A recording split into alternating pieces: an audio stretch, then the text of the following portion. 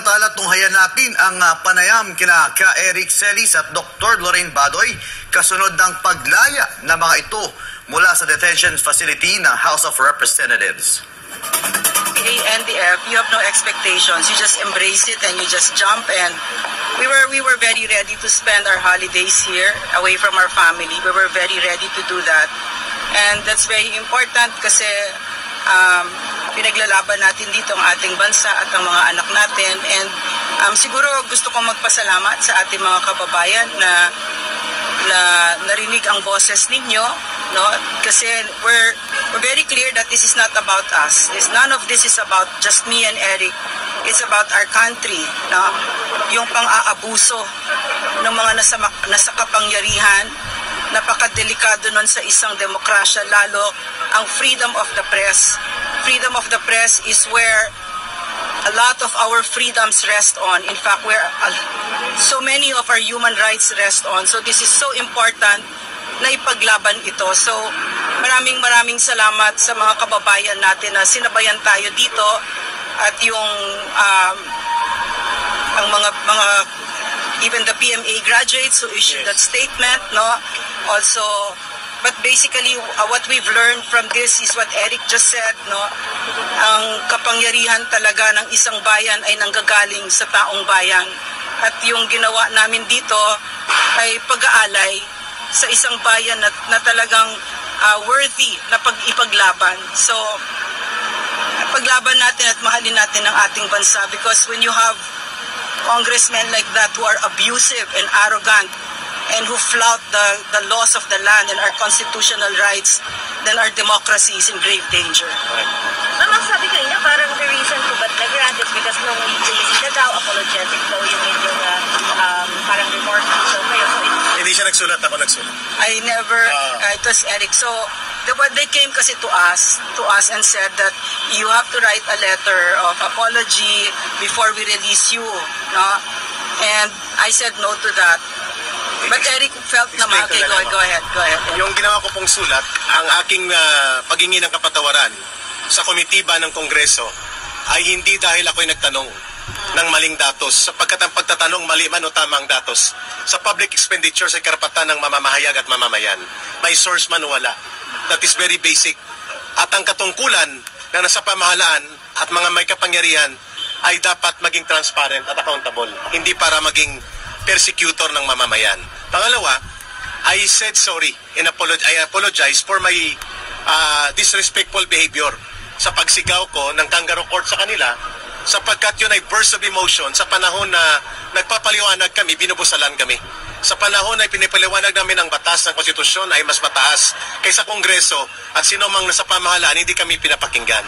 So para sa akin, I should be more professional in asserting my arguments, but in a situation kung saan nilulupig at binubusalan ka at ginagamitan ka ng weight ng kapangyarihan, ay hindi po pwedeng makontrol mo ang emosyon mo. Kaya doon ako naghingi ng sorry.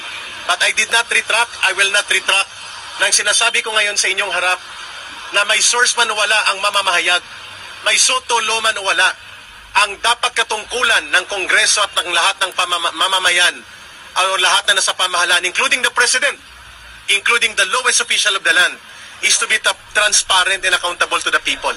So ang pagtatanong ko po sa 1.8 billion na hindi fake news, yun ay pagtatanong. Hindi po dapat tinatulan yun. Hindi po dapat kami kinulong, dapat sinagot ng maayos. Kasi ang totoo lang, may naiwan pang mahigit 2 billion pala. Nagkamali ako sa datos pero hindi ako nagkamali sa katotohanan. Mahigit 2 billion pa ang budget allocated for travel. At remaining is only 3 weeks. Anong gagawin nila sa 2 billion? Ikukulong ulit kami kapag nagtanong kami ulit? So may source o wala, accredited ka ng KBP o hindi, ang pagpapahayag at magiging mamamahayag ay tungkuling kilalanin ng gobyerno yan at Estado. Yan ang counter-check sa power of the state and the government. Sir, sabi ni Congressman Tambunting, nireveal niya raw po yung source ninyo. That is his version. That is his story. Well, he stand by it. Ang aking sasabihin sa inyo, I will protect the source. Pero nireveal niyo nga po, sir, because of what you Story niya yon. I did not reveal any names. So sabi niya, may nireveal na names. We talk about it. Sabi niya, in confidence, ay papakinggan niya ako. I did not expect na may sasabihin siyang mga bagay na maglalabag sa confidence ng aming pag-uusap. Ang sagot ko, Congressman Tambunting said na may source siya sa sinabi ko, story niya yon. Wala po kayo nabigay na pangalan. I am standing by the Soto law. I will not reveal my source. Sir, ma'am, sir, last reaction na lang po. Meron na pong hinaing na pong palong-kala na layong kanselahin po yung prangkisa ng SMNI and magsasart po yung dinggit next year. Cancellation, revocation po. I'm not privy kasi to the What's your details, reaction no? na lang po? Syempre, it makes me sad because I worked at the SMNI and I know that SMNI is really for nation building, no? And we're the only station that talks about a burning issue that other media companies don't even touch. And I'm talking about the CPP, NPA, NDF na ninanakaw ang mga anak natin, no? Libo, hindi na natin maibilang na ng tatlong nandyan ay nasa Kongreso. Si Franz Castro ng Alliance of Concerned Teachers, ang si Arlene Brosas ng Gabriela at si Raul Manuel ng Kabataan. Nandyan sa loob ng Kongreso ang mga cuddlers ng mga komunistang terorista at mga top recruiters ng mga anak natin na kung saan ang mga anak natin ay nagkandamatay for over half a century. Diba? So dapat tagilan na natin yan. So this is why I really think that SMNI, if you close it down, no, I know who is behind it, and I know it is the CPP, NPA, NDF. And sadly, they have used Congress now to as their ally and as their cover to do this. No. Kamusta yung hunger strike? Oh, grabe. Oh yes, ayos siya. Nagugutom, matamlay, pero grabe yung suporta po ng mamamayan, including sa abroad, ang Filipino communities. Yeah. At 24 hours, 160 signatories na mga PMA graduates. At terrible, still counting on.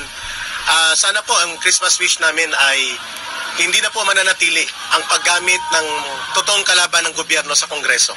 At sana po ay magkaroon po ng paglilinaw sa kaisipan at damdamin ng pamunuan ng Kongreso that the CPP, NPA, NDF is not only operating in the armed area, sa red area. Nandito sila sa loob ng Kongreso and the threat against the sovereignty of the state is being threatened. Imagine every year they can access around 100 million of funds sa ating pondo at ginagamit ito para sa pagre-recruit ng kabataan at pagpondo sa NPA. I should know. Pag tinanong ako, red tagging ba ito? How can that be red tagging? Direct personal knowledge ko yan for 21 years sa CPP, NPA, NDF. Mapapansin nyo, lumalabas sila Franz Castro, Raul Manuel at si Arlene Brosas kapag nandyan ako sa harap nila, si Ma'am Lorraine at mga kadre kagaya ko.